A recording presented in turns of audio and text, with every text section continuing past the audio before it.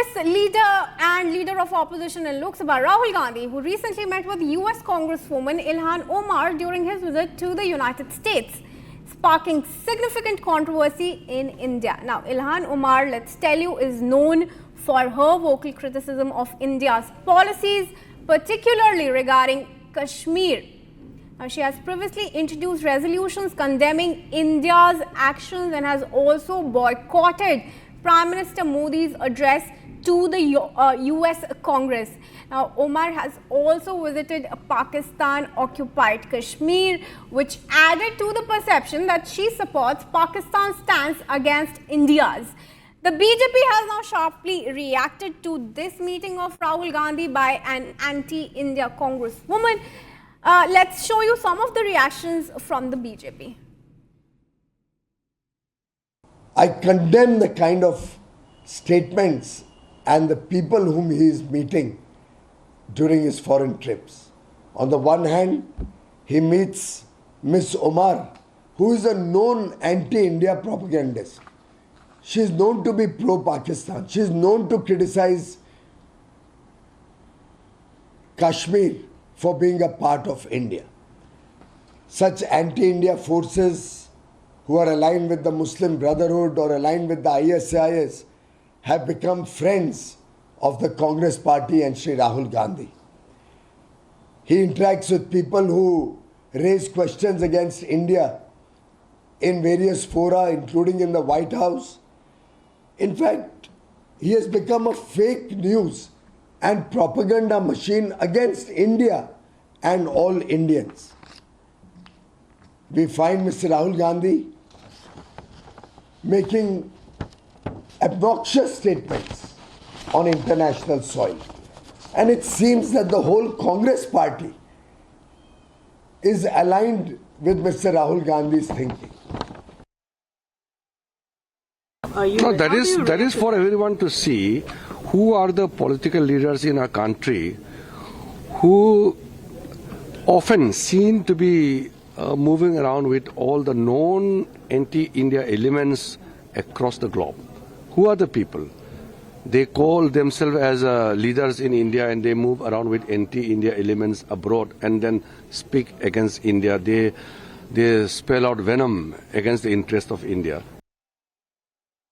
Well, meeting with Ilhan Omar is further to what he said yesterday. It's again not in isolation. He's trying to create some sort of dissent in the country using all these people as tool. Since Ilhan Omar has taken a stand against abrogation of 370 and 35A, he has been vocal against India and has brought a lot of resolution in US Assembly also. So this is what Rahul Gandhi is doing. He is meeting all those who are India better abroad. And he's trying to use them to further the message that there is some sort of trouble in India, which is not true. And by doing so, he'll cater to certain element in India which want to follow the track of alienation or want to create a voice of dissent in India. But that's how Rahul Gandhi is. I mean, he meets people in the Chinese system or administration, and then when caught, then he says, yes, I met him. But now he is going further with K2 people of the K2 plan, which is Khalistan and Kashmir. So this has to be answered by the Congress party and Mr. Kharge, that what is your actual game plan? What are you heading toward? What are you conspiring India against India? What is your conspiracy against India? I think what the Congress party under Rahul Gandhi think that they have perfected is to take the fault lines in our society that existed prior to 2014, communal fault lines, caste fault lines, economic fault lines, and essentially prey on those fault lines and try and make those fault lines wider, create divisiveness between people, create a narrative of haves and have-nots. Nothing that Rahul Gandhi has said in the last 10 years, and I challenge you to prove it, I challenge him to prove it, has not one thing he has said which is positive about India or about the future of Indians. If you had asked me 5 days before his trip who he would meet, what he would say, I could have easily predicted, as you would have predicted, that he will go meet people who are inimical to India. He will go and say things that are not in the interest of India. Rahul Gandhi is not India. Rahul Gandhi is, unfortunately for us, the leader of opposition in this parliament. And any leader of opposition should think that he represents India. He should be more careful about what he says. He should not say anything that should compromise the interests of India. This is what a normal, reasonable person would do. But Rahul Gandhi is neither normal, nor is he reasonable. So Rahul Gandhi is Rahul Gandhi. He is on a flow for the last 10 years of saying things that are disruptive, saying things that are lies, and with a single-minded objective of trying to create as much confusion in India as possible by stoking these fault lines that already exist in India. Rahul Gandhi विदेश जाते हैं तो ऐसे ही सांसदों से, ऐसे ही tool किटों से मुलाकात करते जो भारत विरोधी साजिश रचते, और उसी में ये महिला भी है। ये तो पन्नू की बात बोल रहे हैं, पन्नू सरदार की बात बोल रहे हैं। ये भारत के बाहर जाकर के एक विरोधी दल के नेता होकर के जाके बाहर बोल रहे हैं। मेरा मानना है जैसे 1976 में इंदिरा कांग्रेस ने एक सांसद को देश के बाहर विदेश में जाकर के इंदिरा जी का नाम लेकर के केवल बोला था, तो उनकी सदस्यता राज्यसभा सदन से चली गई थी।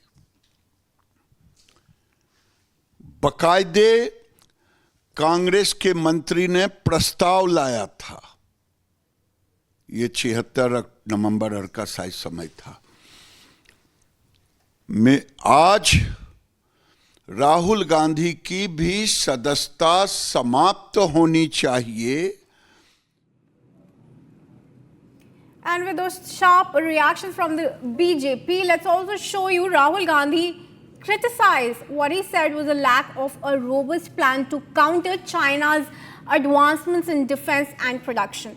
Yet again, on foreign soil, he hit out at India's economic bandwidth while battling for what he termed the Chinese vision. Listen in. There are two elements. The first is the defense cooperation, which is important. And I think we do a good job there. But then the second is what I touched on just now, which is China has placed in front of us a vision for production and prosperity in a non-democratic environment. Right? What is our response? Are we simply going to just sit there and say, okay, China can be the producer of the world and we're not going to do anything? Or do we have a response?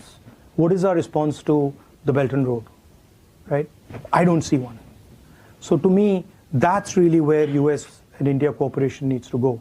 How can we provide a democratic vision of production, of manufacturing that actually works to the rest of the world? And I think both countries bring different things to the table. And I think there's a huge opportunity there.